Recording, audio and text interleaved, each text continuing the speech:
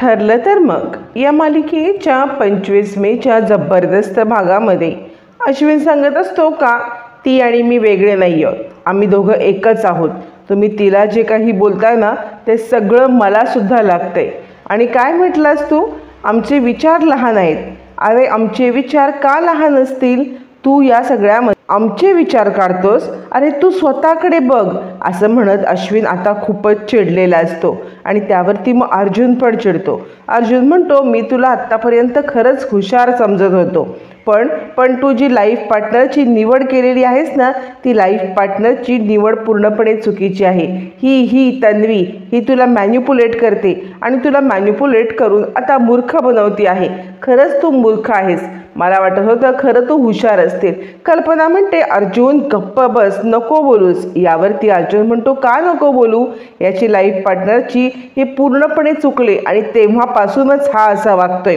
यावरती मग आता इकडे अश्विन चिडतो आणि हिम्मत कशी झाली तुला माझ्या लाईफ पार्टनरबद्दल बोलायची.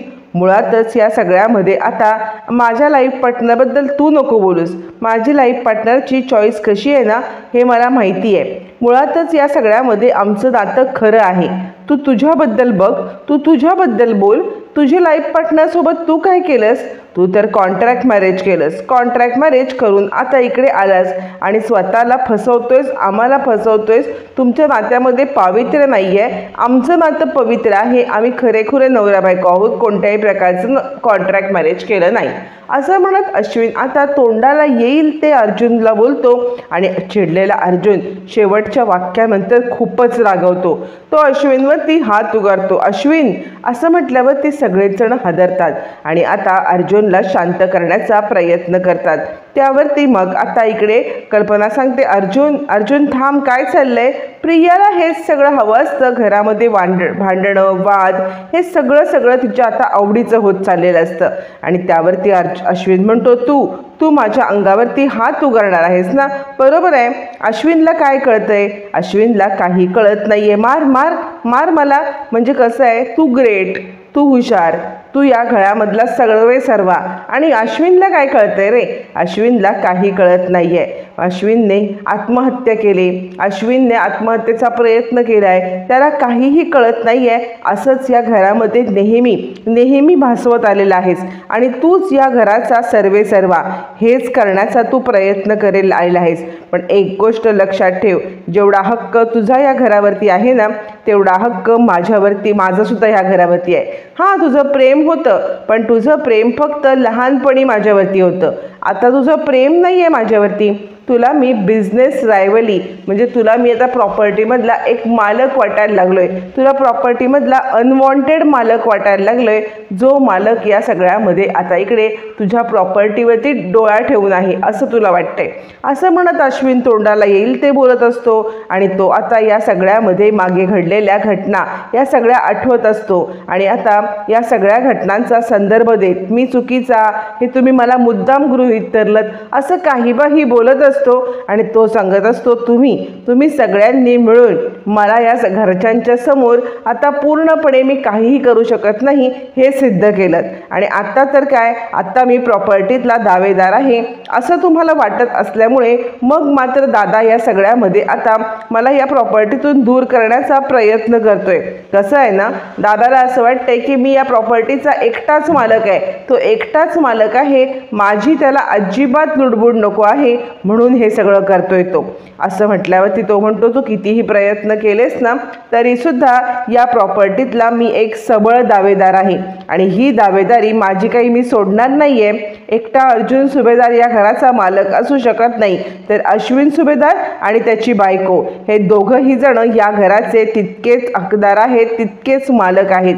अश्विन काय बोलतोय नाही बोलतोय त्याला काही समजत नसतं आणि तो आपल्या स्वतःच्या भावावरती, देवासारख्या भावावरती किती मोठा आरोप करतोय हे सुद्धा त्याला कळत नसतं आणि त्याच्या बुद्धीची जितकी कीव करावी तितकी थोडी असते. इकडे अश्विन सांगायला लागतो काही नाही, तुझं प्रेम फक्त लहानपणापुरतंच मर्यादित होतं, त्याच्यानंतर तू माझ्यावरती कधी खरं प्रेम केलंच नाहीयेस. मुळातच या सगळ्यामध्ये तू स्वार्थी होतास. तू लोभी होतास, तू या सगळ्यामध्ये आता फक्त स्वार्थासाठी, स्वतःच्या लोभासाठी हे सगळं केलंस, असं म्हणत तो आता अर्जुनवरती नको नको ते आरोप करायला लागतो प्रियामुळे तो अर्जुनला लोभी म्हणतो. आता मात्र अर्जुन म्हणतो बास अश्विन बास, मी आणि लोभी असं म्हणताच आता इकडे अर्जुनच्या डोळ्यात पाणी येतं. अर्जुनच्या डोळ्यात पाणी बघून घरच्या सगळ्यांच्याच डोळ्यात पाणी येतं आणि सगळेजण पूर्णपणे गडबडतात. अश्विनने अर्जुनला लोभी म्हणाल्यावरती अर्जुनला इतकं वाईट वाटतं आणि तो आता विचार करायला लागतो, मी आणि लोभी, आपल्या भावाच्या प्रॉपर्टीमध्ये हिस्सा मागणारा मी लोभी, असं माझ्या भावाला माझ्याबद्दल वाटतं. अर्जुनला लोभी हा शब्द इतका मनाला लागतो की तो स्वतःला कंट्रोल करू शकत नाही. त्याच्या अश्रूंचे बांध फुटतात आणि रडत रडत तो आता एका बाजूला येतो. तोपर्यंत मग आता प्रताप म्हणत असतो, काय चाललंय काय तुमचं, छोट्याशा विषयावरून तुम्ही दोघं जण कुठपर्यंत पोहोचलात. यावरती अश्विन म्हणतो, डॅडा मी नाही, हा प्रत्येक वेळेला असंच करतो आणि प्रत्येक वेळेला हा आता मला हे करण्याचा प्रयत्न करतो. यावरती प्रताप म्हणतो, काय चाललंय तुमचं, तुम्ही दोघं जण गप्प बसणार आहात का, ही भांडणं आता भास कराल का. यावरती मग आता इकडे प्रिया येते. अश्विन या घरात आपण कितीही काहीही केलं ना तरीसुद्धा आपल्याला तो मान मिळणारच नाही आहे. आपण कितीही करण्याचा प्रयत्न केला तरी तो मान फक्त अर्जुन सायलीचाच आहे. तू कितीही आपल्याबद्दल बोललास ना तरी या घरात कोणीही तुला तो मान सन्मान हे काही देणार नाही. यावरती अश्विन म्हणतो, का देणार नाही, द्यावंच लागेल, मी सुद्धा त्याचा तितकाच हकदार आहे. असं म्हणत तो पुन्हा पुन्हा प्रॉपर्टी, पैसा, हे घर, हे माझं आहे अशी प्रियाची भाषा बोलायला लागल्यावरती अर्जुनच्या पायाखालची जमीन हादरते. या छोट्याशा भावाला आपण इतकं प्रेम केलं, तो आज आपल्याला लोभी म्हणतोय. आणि अर्जुन म्हणतो, तू आज मला लोभी म्हणालास, मी कधीही तुझ्या बाबतीत चुकीचं न वागलेला मी, आज तू मला लोभी म्हणालास. अर्जुनला काय बोलावं सुचत नसतं. त्यावरती कल्पना म्हणते, भास करा ना दोघांनी. आणि सायलीला आता अर्जुनची ही अवस्था बघवत नसते. त्याला झालेला त्रास, त्याला वाटलेल्या भावना, हे सगळं सायली आता पाहत असते आणि सायली या सगळ्यामध्ये खूप अस्वस्थ होत असते. अर्जुन आता उदास होत एक पाऊल ज्या वेळेला मागे येतो त्यावेळेला तो विचार करायला लागतो, हा तोच माझा भाऊ आहे ना. आणि त्याला अश्विनसोबत घालवलेले सगळे चांगले वाईट क्षण आता आठवतात. आणि तो आता ज्या वेळेला पहिल्यांदा सायलीचं एंट्री झालेली असते त्यावेळेला सायलीचं स्वागत आता करणारा ही कल्पनाच्या पाठोपाठ हा अश्विनच असतो. हे सगळं दृश्य आता त्याला दिसत असतं आणि त्याला सगळ्या जुन्या घटना आठवत असतात. आणि तो विचार करायला लागतो की या सगळ्यामध्ये आता अश्विन किती बदलला, पण हा बदल दुसरं कुणामुळे नाही तर हा बदल झालेला आहे तो म्हणजे प्रियामुळे. कारण अश्विन मुळातच या सगळ्यामध्ये असं नाही आहे, अश्विनला बदलणारी प्रिया आहे असा विचार करत आता तो खूप अस्वस्थ होतो आणि या सगळ्यामध्ये तो आता मागे सरायला जातो. ज्या वेळेला कधी सायलीला मनवण्याची गोष्ट असते तेव्हा सुद्धा अश्विनने अर्जुनची भक्कमपणे साथ दिलेली असते. या सगळ्या गोष्टी आता अर्जुनला आठवतात आणि तोच भाऊ आज आपल्याला लोभी म्हणतोय, स्वार्थी म्हणतोय असं म्हणत असताना त्याला आता खूप वाईट वाटतं. एक पाऊल तो मागे येतो. त्याला समजवण्यासाठी सायली येते. अर्जुन सर अहो ऐका ना असं म्हणायला लागते. पण अर्जुनला रडण्यापलीकडे काहीच कळत नसतं. तो रडत असतो आपल्या भावाने आपल्यावरती केलेल्या आरोपामुळे. तोपर्यंत इकडे आपल्याला दामिनी देशमुख हिचा एक सीन दाखवला जातो. दामिनी देशमुख ऑलरेडी महिपत शिकरेला भेटलेली असते आणि महिपत शिकरेला भेटल्यानंतर दामिनी देशमुख हिने पुढचा प्लॅन केलेला असतो. पुढच्या प्लॅनमध्ये दामिनी देशमुख आता इकडे एका माणसाला बोलवून आता ती सांगायला, खूप महत्त्वाचं काम आहे माझं तुझ्याकडे. यावरती तो माणूस म्हणतो, आज कसं काय तुम्ही माझ्याकडे काम काढलं, आज नक्की तुमचं माझ्याकडे काम तरी काय, बऱ्याच दिवसांनी तुम्ही माझी आठवण काढलीत. यावरती मग आता दामिनी सांगते, महत्त्वाचं काम आहे आणि ते काम तूच करू शकशील याची मला खात्री आहे.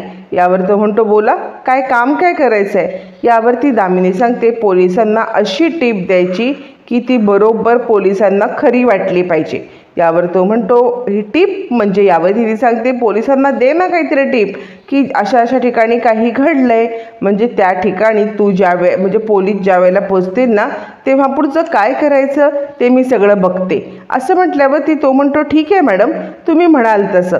मी पोलिसांना टिप देतो, तुम्ही फक्त काय टिप, कशी टिप, कुठच्या ठिकाणी पोहोचवायचं आहे पोलिसांना हे मला फक्त सांगा.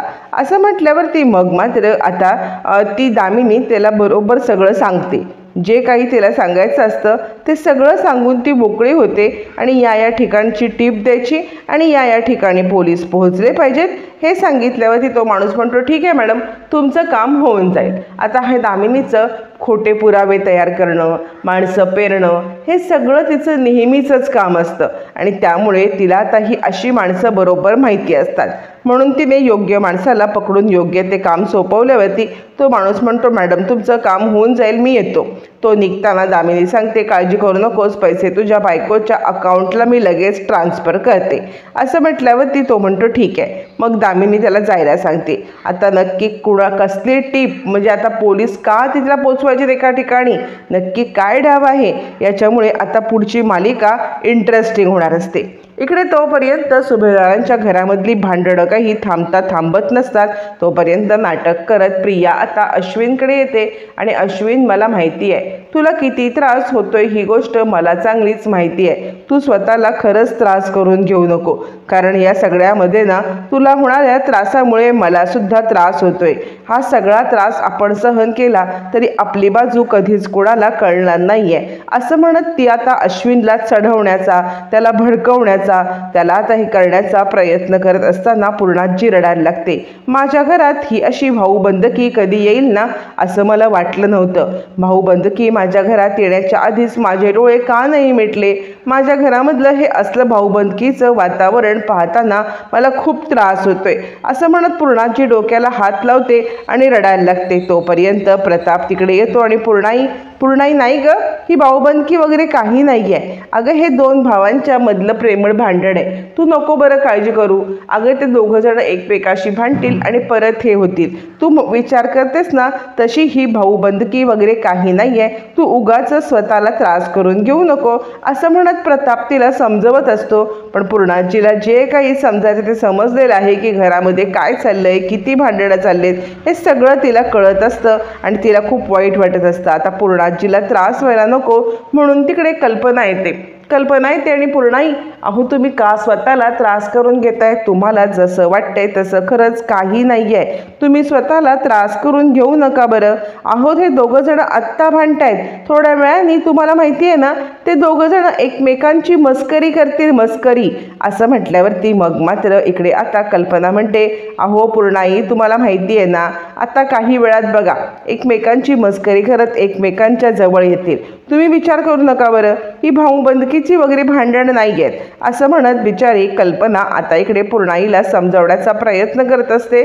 तोपर्यंत मग ती अश्विनकडे येते. अश्विनकडे आल्यावर ती, बोल ना अश्विन, खरंच ना ही तुमच्या दोघांची फक्त मस्करी आहे ना, तुम्ही दोघं जण पुन्हा असे एकत्र येणार ना, अश्विन बोल ना.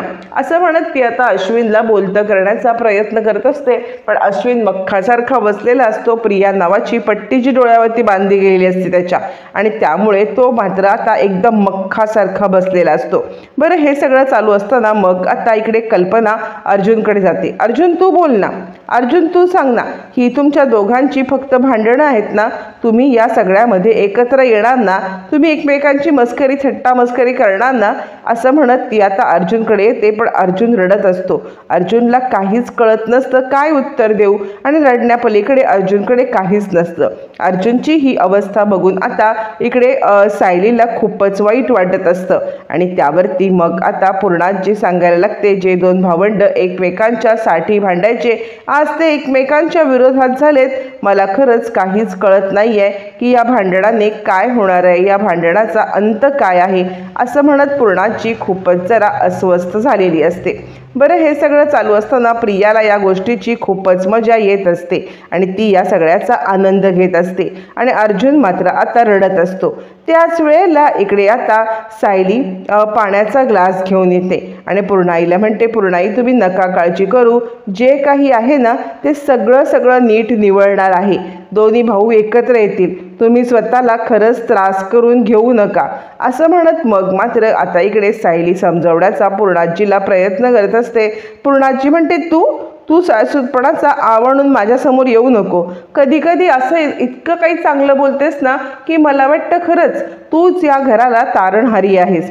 तूच या घराला या सगळ्यातून बाहेर काढशील. आणि कधी कधी असं वाटतं की काही नाही आहे, तू काहीही करणार नाही आहेस, तू मुद्दाम माझं घर तोडायला आलेली आहेस हे मला समजलेलं आहे आणि ही अशी नाटकं करून काही होणार नाही आहे असं म्हणत मग मात्र पूर्णाजी सायलीवरती ओरडल्यावरती इकडे अर्जुन सांगतो, सिरियसली पूर्णाजी, म्हणजे तुला अजूनही असं वाटतं की ही तन्वी बरोबर आहे आणि माझी बायको चुकीची? अजूनही तू ओळखू शकली नाहीस का की कोण योग्य कोण चुकीचं? असं म्हणत आता इकडे तो पूर्णाजीला कोण बरोबर कोण चुकीचं हे सांगण्याचा प्रयत्न करत असताना प्रिया मध्येच ओरडून सांगते, कसं आहे ना अर्जुन, मी याच्या आधी चुकले असेल पण त्यानंतर मी आता कधीच चुकलेली नाहीये. मी या सगळ्यामध्ये आता दरवेळेला बरोबर आहे. म्हणून पूर्णाजीचा माझ्यावरती पूर्णपणे विश्वास आहे आणि तुझ्या बायकोवरती नाही. पण तू मात्र दरवेळेला तुझ्या बायकोलाच बरोबर आणि मी चुकीचे हे दरवेळेला सांगत असतोस आणि ही गोष्ट मला काही पटणार नाहीये. असं म्हणत प्रिया या सगळ्यामध्ये आता तोंड घालत अर्जुनला इतकं काही बोलत असते आणि आता ती अश्विनला सांगते, अश्विन तू बस. इकडे पूर्णाची रडत खाली बसायला लागते आणि सायली विचार करते, नाही या प्रियाचं जरा अति झालेलं आहे. काही झालं तरी हिला या सगळ्यामध्ये धडा तर शिकवायलाच पाहिजे. आता तोपर्यंत इकडे पूर्णाईना घेऊन कल्पना खाली बसते. पूर्णाई, तुम्ही स्वतःला त्रास करून घेऊ नका. हे बघा, तुमचं BP शुगर जर का शूट आउट झालं ना तर तुम्हाला खूप त्रास होईल. पूर्णाई तुम्ही शांत व्हा.